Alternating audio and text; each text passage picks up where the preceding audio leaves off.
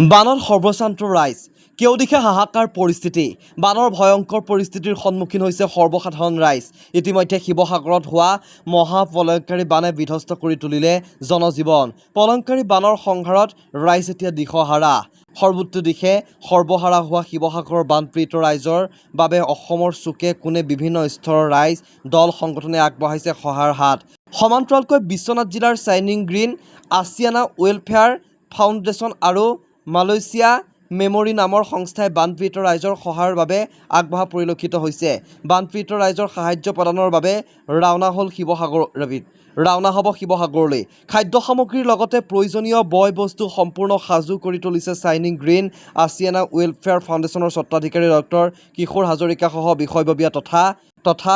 Malaysia memory সংস্থাৰ বিষয়ববীয়াসকলে শিৱসাগৰ বানপীড়িত ৰাইজৰ শেহতীয়া পৰিস্থিতি বুজ লোৱাৰ লগতে খাদ্য সামগ্ৰীকে ধৰি সকলো ধৰণৰ লাগতিয়াল বয় বস্তু প্ৰদান কৰাৰ কথা সদৰি কৰে ডক্টৰ হাজৰিকাই এতিয়া আমি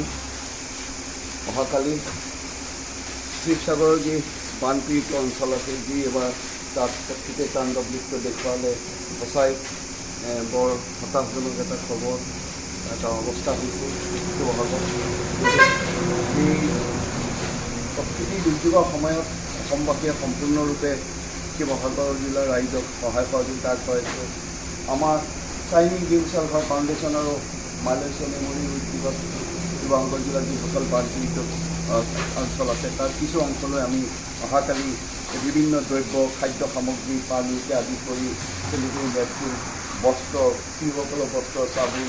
মমবাতি বিস্কুট গাখীৰ